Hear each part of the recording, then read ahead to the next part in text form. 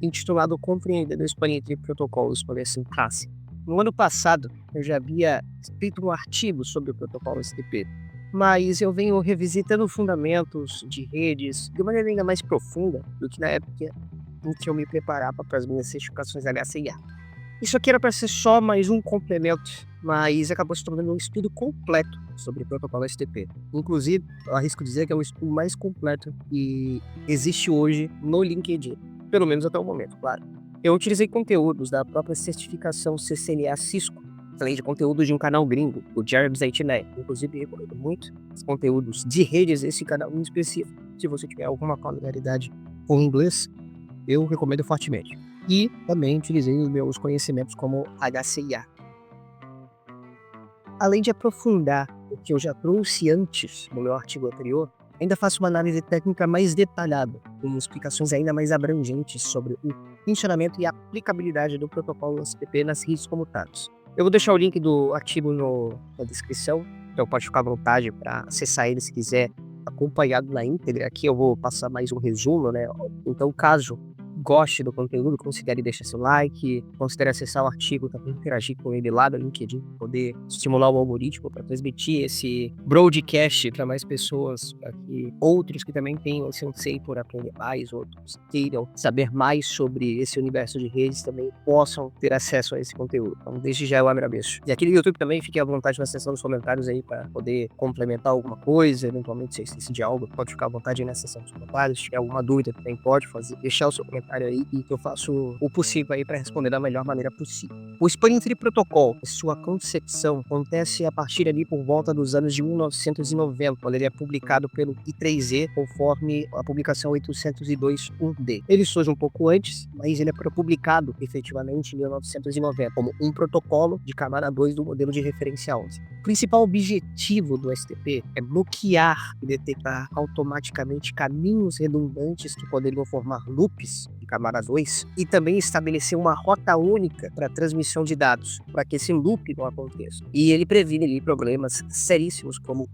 os broadcast stores e as instabilidades de endereços MAC, na tabela de endereços MAC dos loops. Desde a concepção, o STP passou sim por atualizações. Hoje, o que a gente tem não é mais o STP clássico, mas o RSTP, que é o Rapid Spanning Tree, e o MSTP, que é o Multiple Spanning Tree, que tem ali as suas características que trouxeram melhores compatibilidades com as exigências de redes modernas, mas esse artigo é específico em sua versão clássica, porque para compreender essas evoluções do protocolo STP, a gente precisa entender como ele era na sua concepção, no início de tudo. Mas eu pretendo trazer um estudo detalhado sobre essas versões do STP também. Então, caso queira me seguir também por aí, eu vou futuramente trazer mais conteúdos referentes a isso. Mas antes da gente começar a entrar de sola efetivamente sobre o que é o STP, como é que funciona, é necessário que alguns conceitos eles sejam esclarecidos. Um desses conceitos que eu acho muito importante é o conceito de redundância. Em redes corporativas, em redes institucionais contemporâneas, como a gente encontrar diversos equipamentos de rede que são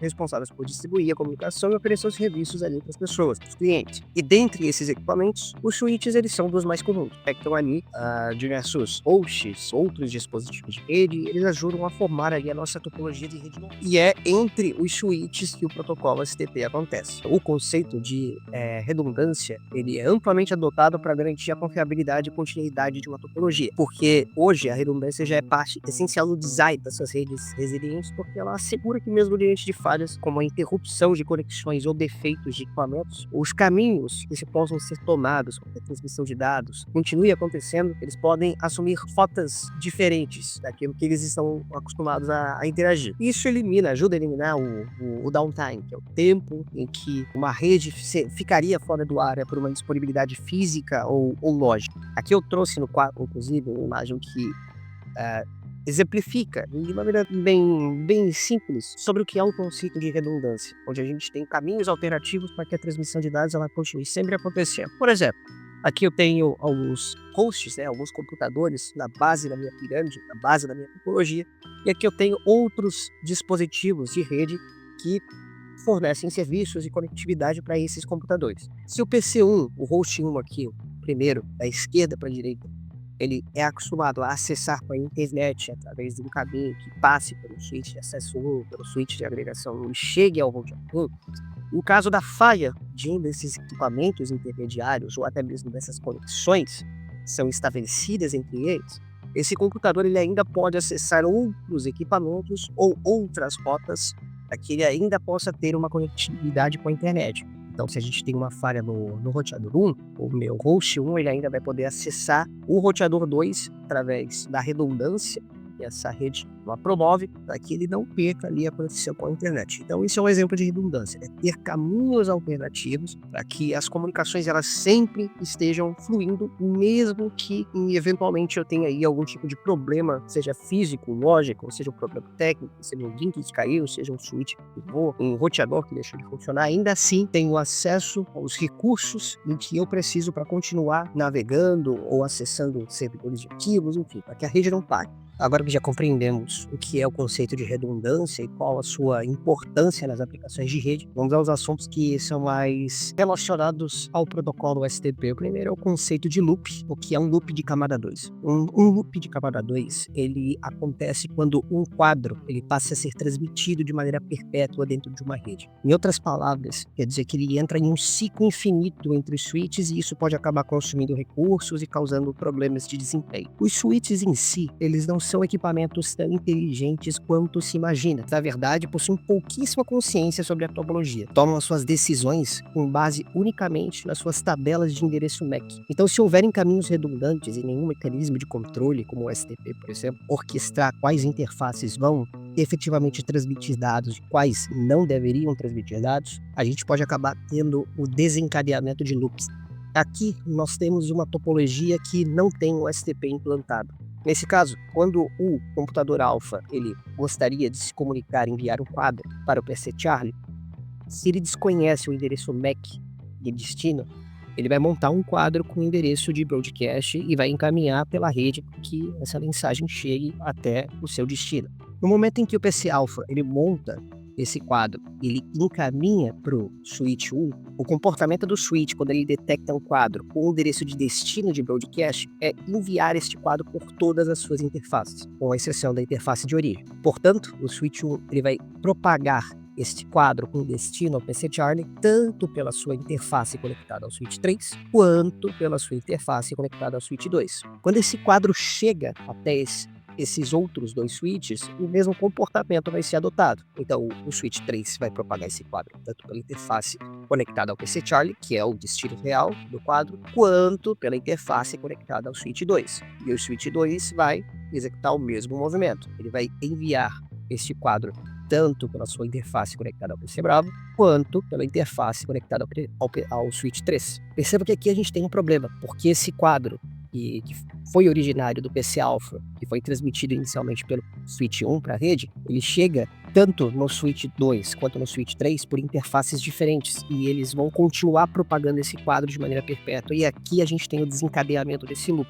Então, se não houver uma forma de bloquear uma das interfaces para comunicação, esse loop ele vai acontecer. E a proposta do Spanning Tree é justamente essa, é o de bloquear uma interface para que não aconteçam esses loops de camada 2, como mostra nesse outro quadro aqui. Então aqui o STP ele acaba bloqueando um dos caminhos para que esse looping não seja desencadeado e assim a gente não tem vários problemas relacionados a esse tipo de situação. Um desses problemas, por exemplo, é o Broadcast Store. O loop de camada 2, em si, ele é categorizado por um quadro que entrou nesse ciclo perpétuo. Quando a gente tem muitos quadros, quando a gente tem uma quantidade massiva de quadros rodando de maneira perpétua, em looping a gente tem um Broadcast Storm. Então, a gente já entendeu o que é um loop, e se a gente tem diversos quadros em loop, ele desencadeia um Broadcast Storm. E isso é ruim, porque esses quadros, eles ainda consomem os recursos da rede, os recursos dos equipamentos. Eles congestionam os meios de transmissão e eles também bagunçam as tabelas de endereço MAC dos switches, provocando uma verdadeira tempestade de quadros numa rede. Esse fenômeno, ele degrada a rede de uma maneira tal e os switches ali, eles acabam exaurindo a sua capacidade de comutação, eles acabam tendo uma sobrecarga e eles podem, inclusive, travar e fazer com que a rede fique indisponível. Um outro problema que acontece é que ele é desencadeado pelos broadcast storms, é o MAC Address Flap, que é um outro problema. Aquela bagunça nas tabelas de endereços MAC é exatamente esse problema aqui. O MAC Address Flapping, ele é essa confusão nas tabelas de endereços MAC dos switches. Nós sabemos que quando um switch ele recebe um quadro, ele analisa o endereço MAC da origem e ele associa o endereço MAC desse dispositivo de origem à interface em que ele recebeu esse quadro. Dessa maneira, ele monta a tabela de endereços MAC para saber para onde ele vai encaminhar tal quadro. Mas quando a gente tem um loop na rede, quando a gente tem um broadcast storm acontecendo, vai ter uma situação onde certos quadros eles acabam chegando por interfaces diferentes da sua interface de origem e o switch acaba compreendendo que, opa, eu estou recebendo esse quadro por uma interface diferente, portanto, esse dispositivo ele mudou a sua localização. Então, eu vou vincular ele a essa nova interface de origem aonde eu estou recebendo esse quadro. Porém, como nós temos um broadcast storm na rede, como a gente tem esse ciclo de propagação infinito e um quadro originário de um lugar, ele também está sendo recebido em outros lugares, ou seja, um quadro originário de uma interface, quando ele sofre looping, ele acaba sendo recebido por interfaces diferentes, o switch ele começa a atualizar a tabela de endereços MAC de maneira constante. Isso faz com que o switch ele acabe perdendo o referencial desse dispositivo, quadros eles acabam sendo perdidos, o switch ele para de ser um computador e ele acaba funcionando de uma maneira burra semelhante a um hub. Então esse é o problema de MAC Address Flapping, esse é o problema de Broadcast Storm e ambos são causados por esses problemas de loop de camada 2 que o STP ele justamente combate. Para formar um único caminho lógico para que as transmissões de dados aconteçam e evitem os problemas de loop, o STP usa um esquema de estado de portas, onde interfaces elas vão ser categorizadas para que elas possam transmitir dados efetivamente, enquanto outras interfaces são categorizadas como interfaces bloqueadas para essa transmissão de dados. Então a gente entra no conceito de estados de porta, ou port states. Basicamente, existem dois estados principais, existem outros estados também que vão ser explicados na sequência, mas é importante entender principalmente esses dois, porque são o cerne como as interfaces elas se comportam no protocolo STP clássico. Então a gente vai ter basicamente dois estados principais, o forwarding state, que são as interfaces que participam efetivamente do fluxo de dados, então elas transmitem, enviam e recebem normalmente o tráfego da rede, e elas também aprendem endereços MAC de maneira convencional. E também nós temos as interfaces em blocking state. Elas são essas interfaces que o protocolo seleciona para que elas não enviem e recebam dados e elas também não aprendem endereços MAC. Elas só monitoram mensagens especiais chamadas BPDUs, Bridge Protocol Data Units, que são enviadas oriundas de um root bridge, que é o switch que é eleito como o nó central da árvore STP. O root bridge ele é eleito a partir de um critério chamado Bridge ID, que eu vou explicar na sequência, mas o root bridge, a função dele é ser essa referência para que o arranjo STP ele seja criado, esse único caminho para a transmissão do tráfego ele aconteça. Então o root bridge é essa referência para que monte-se essa rota única de transmissão de dados, evitando os loops, e também é dele a responsabilidade de manter aquela topologia ativa. Então a cada 2 segundos ele envia BPDUs aos outros switches que compõem a topologia, então suas funções, né, são a de detectar a presença de outros switches e propagar essas informações especiais sobre o estado atual da topologia, no caso as BPDUs. Um detalhe importante sobre as BPDUs é que elas são interpretadas somente pelos switches. Outros dispositivos, sejam os dispositivos de camada 3 ou até mesmo os hosts, eles não são capazes de detectar, eles não interpretam BPDUs. Então eles simplesmente descartam se alguma dessas mensagens chegar até eles. No tocante ao Bridge ID, que é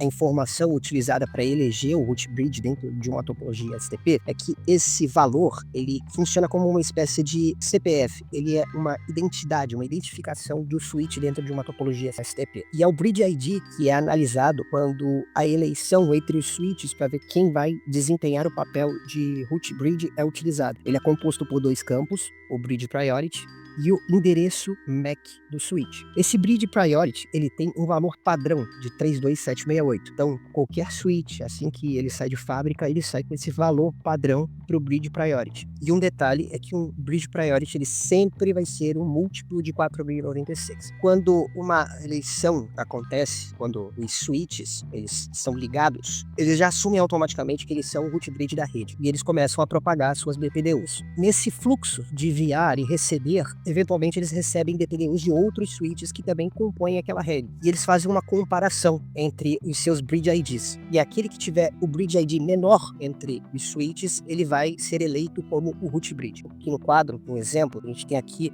3 switches, né, os 3 switches dessa topologia que a gente já vem trabalhando, ambos possuem o mesmo bridge priority. Entretanto, o switch 1, nesse caso, vai ser eleito root bridge porque o endereço MAC dele é menor em relação aos demais. Então é dessa maneira que funciona a eleição de um root bridge, do nó central da topologia STP, desse switch que vai ser utilizado como referência para estabelecer uma rota única para transmissão de dados, que também é responsável por propagar BPDUs e carregarão as informações de como a árvore STP foi composta. Um outro detalhezinho que a gente não pode deixar passar é que quando esses switches eles elegem o seu root bridge, os switches que não são root, eles param de propagar suas próprias BPDUs. Então eles meio que renunciam, né, o papel de root bridge quando eles detectam que o outro tem uma prioridade melhor do que a deles. No caso do STP, uma prioridade melhor significa ter um bridge ID menor e não transmitem mais suas BPDUs próprias. Então por isso que até usei esse conceito aqui que o bridge ID quanto menos é mais, é porque ele significa justamente isso. Quanto menor bridge ID um switch tem, mais prioridade ele tem na eleição como root bridge. E o bridge ID ele é composto por 2 campos, bridge priority e endereço MAC. Se a bridge priority ela não for configurada manualmente, por padrão, ela vai ser 32768. E se todos os switches tiverem a mesma bridge priority, o menor endereço MAC de um switch vai ser levado em consideração como critério de desempate na decisão de quem é o root bridge. Assim que o root bridge ele é eleito, os outros switches que não são roots, que compõem a árvore STP, eles elegem uma de suas interfaces para ser o que a gente conhece como root port. A root port ela é uma interface que vai estar em forwarding state, lembrando que nem todas as interfaces que estão nesse estado de encaminhamento elas possuem o mesmo tipo, e essas root ports elas são um desses tipos de interfaces em forwarding state. Cada switch ele elege apenas uma interface para ter essa categorização, e elas nada mais são do que o melhor caminho possível para acesso ao root bridge. Então, o critério que o protocolo STP utiliza para identificar quais serão essas interfaces root port, são as interfaces responsáveis por receber as BPDUs oriundas do root bridge, através do critério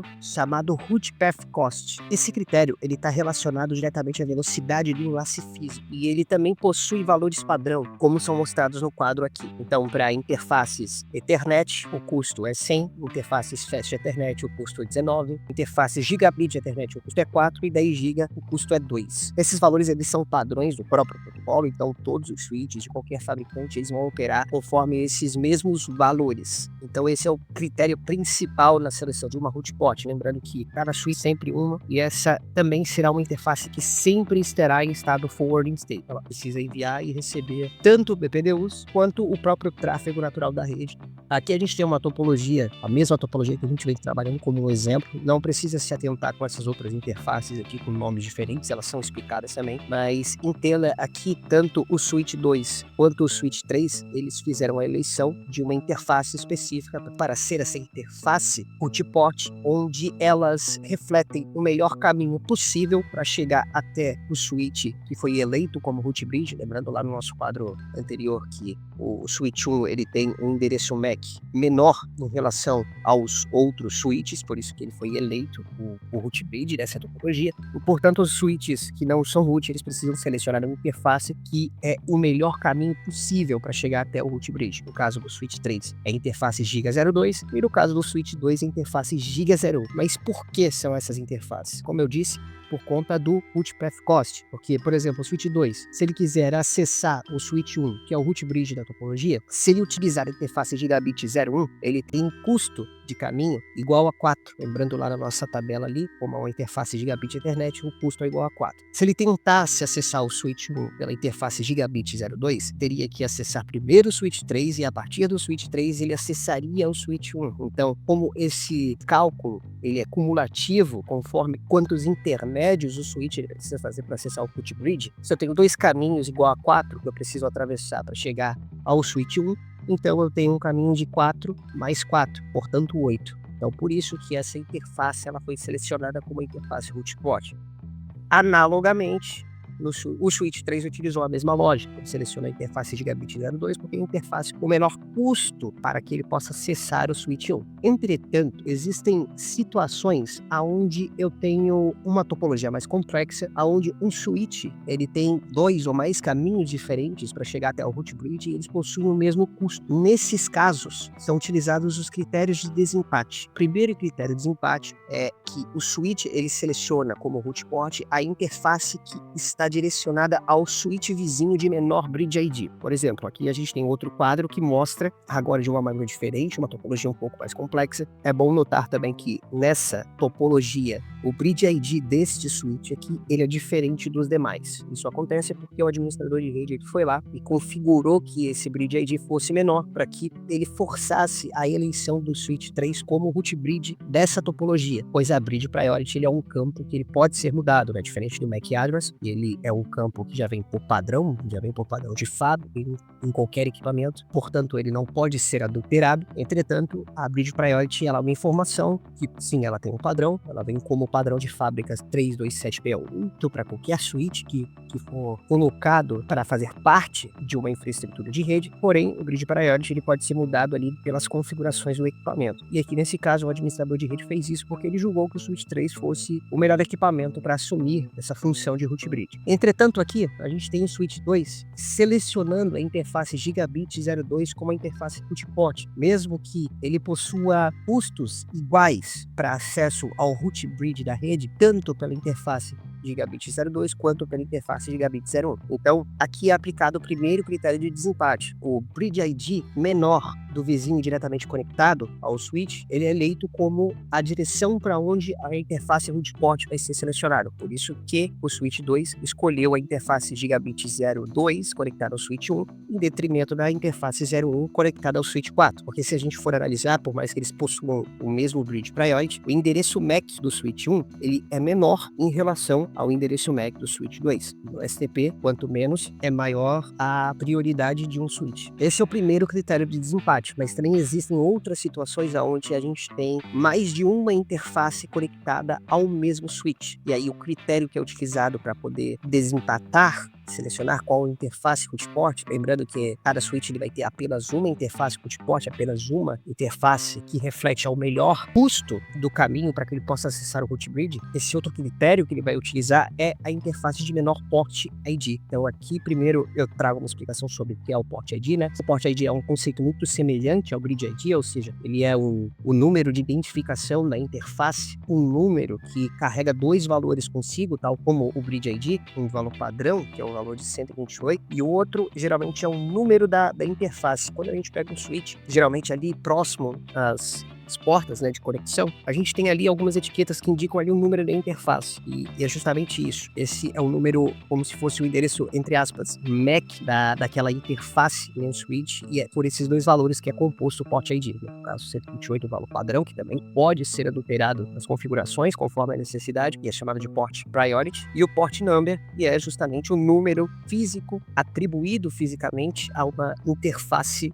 E esse é o segundo critério de desempate que o protocolo STP utiliza para decidir quem é uma root port. Aqui a gente tem essa mesma topologia que a gente iniciou ali acima, pode ver que é o mesmo bridge ID, é a mesma coisa, a única coisa que eu fiz aqui foi adicionar uma outra interface que conecta o switch 2 ao switch 1, lembrando que no cálculo de root path cost aqui desse switch, ele já identificou que o switch 1 ele tem mais prioridade em relação ao switch 4, embora ambos tenham o mesmo custo de conexão para que o switch 2 ele acesse o root bridge da rede, que no caso é o switch 3. Entretanto, por mais que ele tenha identificado que o switch 1 ele seja esse vizinho de maior prioridade, a gente ainda tem 2 interfaces conectadas entre esses 2 switches. E lembrando, né, o conceito de root port, apenas uma interface ela pode ser eleita como root port. No caso do port ID, que é o terceiro critério de desempate, a lógica é a mesma. Ele vai selecionar o vizinho que tiver um menor port ID, ou seja, a interface Gigabit 01 ela tem um menor port ID em comparação à interface Gigabit 03. Então, essa interface no switch 2 que está conectada ao switch 1, ou seja, a sua interface Gigabit 03 está conectada à interface Gigabit 01 do switch 1, vai ser eleita como a interface root port. Então, esses são os critérios de seleção dos tipos de portas.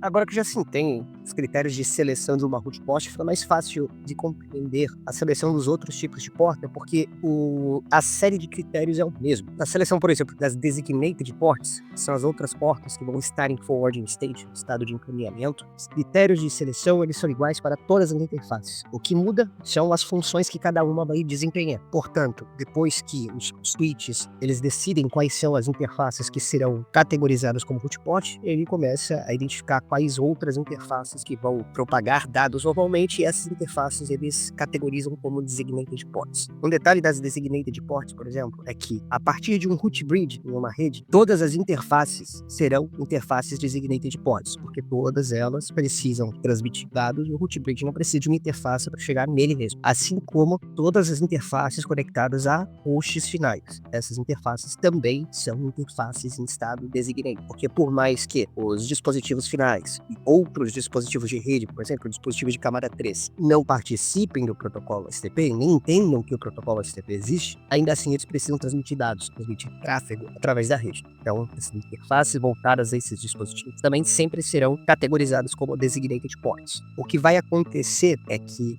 depois que as designated ports elas são selecionadas, o protocolo ele identifica as interfaces que fechariam loops e ele apenas bloqueia as interfaces, ele não bloqueia todo o caminho da transmissão. Até porque, mesmo uma porta que esteja no estado de bloqueio, ela ainda precisa receber BPDUs. E essas BPDUs elas são recebidas através de uma designated port. Acontece que um switch ele entende cada link entre interfaces de um dispositivo distinto como um domínio de colisão independente. E em cada domínio de colisão sempre haverá uma designated port. Como dá para perceber aqui nesse quadro aqui, entre o caminho de uma root port vai ter uma designated port, entre o caminho de uma interface bloqueada, que pode ser uma interface chamada de alternate port ou non designated port, né, nomenclatura diferente, mas o estado é o mesmo. Pode ver que em cada ponta de um link entre essas duas interfaces sempre haverá uma designated port. Lembrando que designated ports são portas que sempre vão estar em estado de transmissão, em forwarding state, e todas as interfaces a partir de um root bridge sempre serão interfaces designated port, e para selecionar essas interfaces os critérios são os mesmos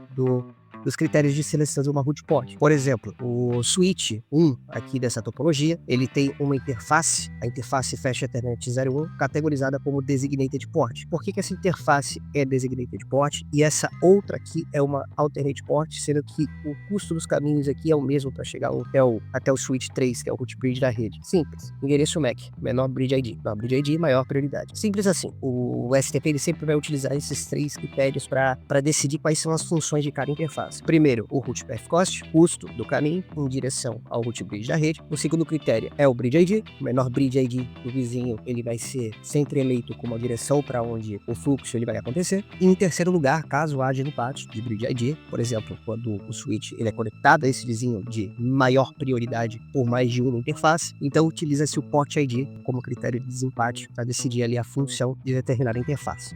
Essas são as interfaces em forwarding state, em estado de encaminhamento, root port e designated port. Agora a gente vai falar um pouco de uma interface não designated ou alternate port. Essas são as interfaces em blocking state, em estado de bloqueio. Essas são as interfaces do protocolo HTTP detecta, que deixam loops, e bloqueia essas portas para transmissão de dado para evitar esse tipo de problema, né? E todos os problemas causados por isso. Lembrando que interfaces em blocking state, elas não recebem e nem enviam o tráfego normal do fluxo da rede, elas não aprendem endereço MAC, elas apenas escutam as BPDUs oriundas do root bridge para que, caso haja algum tipo de problema na topologia, aí sim essas interfaces em estado de bloqueio elas podem ser promovidas a uma interface de transmissão. Tirando esse caso, né, se a topologia está estável e o caminho único para a transmissão de dados a partir do root bridge já foi estabelecido, essas interfaces elas ficarão em estado de bloqueio, elas serão alternate ports ou non designated ports. A nomenclatura significa a mesma coisa. Um outro exemplo, né, onde a gente tem duas interfaces que foram categorizadas como alternate ports, como interfaces em estado de bloqueio, em blocking state, aonde por essas interfaces, por mais que cheguem quadros por uma eventualidade, eles são prontamente descartados e essas interfaces não transmitem essas mensagens e também não aprendem endereços MAC através dessas interfaces para evitar ali os problemas de loop de camada 2. Então é assim que o protocolo STP ele organiza o arranjo das suas interfaces. A partir da eleição de um root bridge, que é o dispositivo que é o nó central da topologia, que é eleito a partir do bridge ID de melhor melhor prioridade, que é um número de 2 valores, né, o valor de bridge priority e o valor de endereço MAC. Depois que o switch root bridge ele é eleito na topologia, os outros switches que não são root, eles começam a calcular qual que é o melhor caminho possível para que possam chegar até o root bridge, através dos critérios que foram citados. O primeiro critério é o critério do custo do caminho. O caminho de menor custo vai ser o caminho optado pelos switches para que eles cheguem até o root bridge. E é por essas root ports, onde os switches que não são o root bridge, eles receberão as BPDUs, que são as mensagens de controle para a estabilidade do protocolo, para a estabilidade da topologia. Caso haja um empate, onde, por exemplo, o switch 2 ele tem o mesmo custo de caminho para chegar até o root bridge, então se adota o primeiro critério de desempate, que é selecionar o caminho que está diretamente conectado ao vizinho de melhor prioridade, ou seja, menor bridge ID. Caso a gente tenha um segundo empate, por exemplo, em situações onde temos duas conexões entre um switch e outro switch que é esse vizinho de melhor prioridade, de menor bridge ID, aí utiliza-se o segundo critério de desempate, que daí é o port ID. A interface com o menor port ID vai ser eleita como a interface root port. Depois que estabelecem-se as root ports, o switch ele vai verificar por onde ele pode encaminhar dados sem que haja loops de camada 2. Ele vai utilizar os mesmos critérios de seleção da root port para selecionar quais são suas designated ports. Lembrando que no caso do root bridge, todas as suas interfaces são designated ports, porque o root bridge ele precisa propagar tanto dados quanto BPDUs, e também ele não precisa de uma interface para chegar nele mesmo. Então, todas as interfaces de um root bridge sempre serão designated ports. Assim que o STP já entende como a topologia ela está constituída e também já identificou quais seriam os pontos de loop, essas interfaces que seriam esses pontos de loop que não foram aptas a serem designated ports porque as outras têm uma melhor prioridade, elas são colocadas em blocking state como alternate ports e elas não transmitem dados a partir daí, elas só escutam as BPDUs oriundas do root bridge que são transmitidas pela rede. Então essa é a composição dos estados de porta no protocolo STP. Existem outros estados de porta também, serão explicados, mas esses são os estados principais para entender como que o protocolo STP ele monta esse arranjo topológico, como ele estabelece esse caminho único para a transmissão de dados, quais são as funções de cada interface e como essas funções elas são selecionadas para que o protocolo STP ele tenha a aplicabilidade que ele se propõe. Todo esse processo que foi explicado até aqui, ele tem um nome. O nome desse processo ele é convergência. A convergência é justamente isso que a gente vem estudando até aqui, né? Todos os passos que são executados desde a inicialização dos switches até o momento em que a eleição do root bridge aconteceu, as portas elas foram categorizadas e o protocolo STP começou ali a atingir seu estado de estabilidade. Quando isso acontece, a gente tem uma convergência completa. Então, basicamente, eu coloquei aqui 7 etapas, que são a inicialização dos switches. Os switches eles começam a enviar BPDUs e eles começam a eleição, né, comparando as suas BPDUs com as BPDUs dos outros switches da rede. Eles elegem o root bridge, que é o switch de menor bridge ID, a melhor prioridade. Em seguida, os switches eles param de transmitir as suas BPDUs próprias, eles só retransmitem as BPDUs oriundas do root bridge, utilizando o root bridge de referência. Esses outros switches não root, eles calculam o caminho de menor custo lógico, poder estabelecer a sua root port. Caso hajam empates, os critérios de desempate eles são utilizados, né, de menor bridge ID. Em caso de empate de menor bridge ID, o menor port ID ele vai ser aplicado para selecionar a interface que vai ser a root port. Depois o protocolo STP ele seleciona as designated ports, que também são interfaces em forwarding state, que também vão transmitir dados e propagar as BPDUs no root bridge. Por fim, as interfaces restantes que formariam loops de camada 2, elas são colocadas em blocking state e elas assumem o papel de alternate ports. Quando a topologia alcança essa estabilidade, a árvore spanning tree ela é formada e a gente tem esse processo que chamamos de convergência. Como eu havia comentado antes, ainda existem outros estados de porta que interfaces também assumem no protocolo STP clássico. Um desses estados de porta é o disable state. Ele nada mais é do que quando uma interface ela está indisponível por algum motivo, seja um bloqueio lógico feito pelo administrador de rede nas configurações do equipamento, ou seja porque a interface queimou. Quando uma interface tem uma característica assim e não participa da topologia STP, a gente diz que a interface está em disable state. E como fica bastante claro, ela simplesmente não participa, é como se ela não existisse. Os outros dois estados de porta, que esses sim são relevantes, são o listening state e o learning state. Qualquer interface está sendo preparada para assumir o forwarding state no protocolo STP clássico, ela precisa passar por esses dois estados de porta intermediário.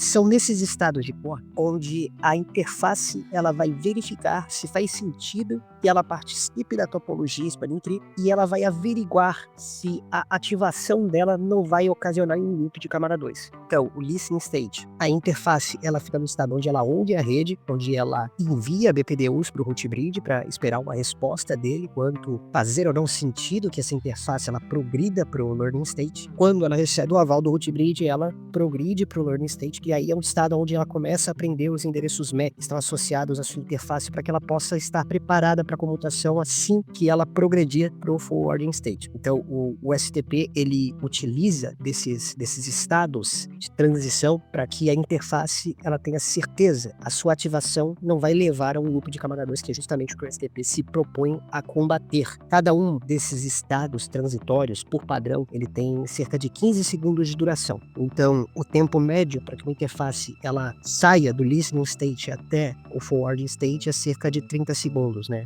15 segundos o listening state, 15 segundos o learning state. Um ponto que é bem importante se entender é a questão dos temporizadores que o Spanning Tree Protocol ele utiliza em diversos dos seus processos de tomada de decisão. Eu comentei anteriormente que o root bridge, a cada 2 segundos, ele envia DPDUs para poder sinalizar para a topologia, para os outros switches que estão ali compondo a topologia SDP, de que a rede Spanning Tree ela se encontra estável. E é justamente este é um dos temporizadores, né? O hello time é justamente esse temporizador que define o intervalo em que hello BPDUs, elas serão enviadas a partir do root bridge. Ele tem um tempo padrão de 2 segundos. Então, a cada 2 segundos, o root bridge ele vai propagar por cada uma de suas interfaces essas hello BPDUs para sinalizar para a rede de que a árvore STP está estável. Outro temporizador é o forward delay. Esse é o temporizador que define o tempo em que uma interface ela vai permanecer em cada um dos estados de transição, seja listening state, seja o learning state. Lembra que eu comentei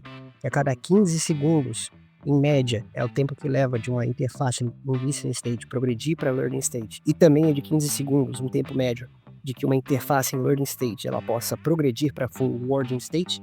Então, é justamente o forward delay que vai trazer, né, esse temporizador para ambos estes estados de transição. Um outro temporizador, e esse até interessante dar um pouco de ênfase, é o max age. O max age ele é um temporizador que ele define o tempo máximo que um switch ele vai aguardar sem que ele receba a hello BPDUs válidas no root bridge, antes de considerar que realmente possa ter acontecido alguma falha na topologia. E por padrão, o max age ele tem um temporizador de 20 segundos, ou seja, a cada 2 segundos o root bridge ele envia hello BPDUs e os switches que compõem a topologia árvore STP eles recebem e resetam o temporizador max age deles. Então, eles recebem uma BPDU válida, o temporizador tem 20 segundos, e aí ele começa uma contagem regressiva. Assim que o switch ele recebe uma outra BPDU válida no root bridge da rede, ele reseta esse temporizador para 20 segundos de novo. Caso esse timer chegue a 0, o switch consegue identificar que houve algum tipo de problema e ele vai reavaliar toda a sua referência dentro da árvore STP. Então, ele vai verificar se ele ainda tem o caminho até o root bridge.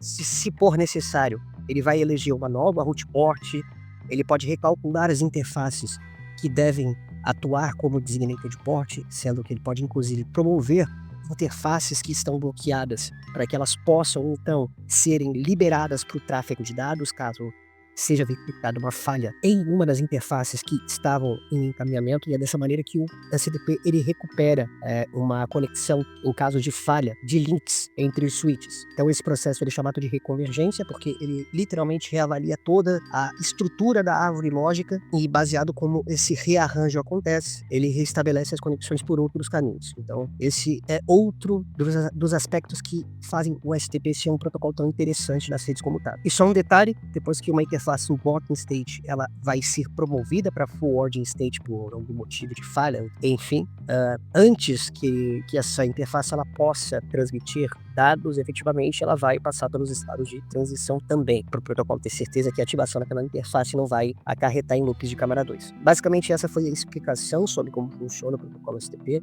em seu cerne. Abaixo no artigo eu trago mais algumas features, funcionalidades adicionais que o STP ele pode estar aplicando, além de suas boas práticas de funcionamento, para que o máximo dessa ferramenta possa ser extraído. Também trago algumas configurações sobre o protocolo STP nos switches Cisco. Trago também um briefing sobre os protocolos, né, que são uma versão aprimorada do STP em versão clássica. Trago um pequeno briefing sobre o RSTP, o MSTP. Também explico um pouco mais sobre o PVST Plus, que é uma extensão proprietária da Cisco, e é como se fosse uma fusão entre o protocolo Rapid Spanning Tree e o protocolo Multiple Spanning Tree para utilização nos equipamentos proprietários deste fabricante. Também comento sobre algumas outras características que podem ser implantadas para que o STP ele tenha ainda mais abrangência em sua funcionalidade, dependendo das exigências de uma topologia de rede. Então o artigo ele é bem completo, tem bastante conteúdo detalhado, explicativo sobre como o STP funciona. Me diverti muito fazendo isso, sinceramente. Me orgulho muito do resultado em que eu obtive a partir daqui. Então, para quem quiser conferir na íntegra, que foi uma apresentação, algo mais resumido sobre as funcionalidades do STP em sua versão clássica, mas o artigo ali eu tenho muito mais explicação, um aprofundamento muito maior em todos os assuntos que eu trouxe nesse vídeo. Então eu fico muito contente de estar compartilhando esse conteúdo aí com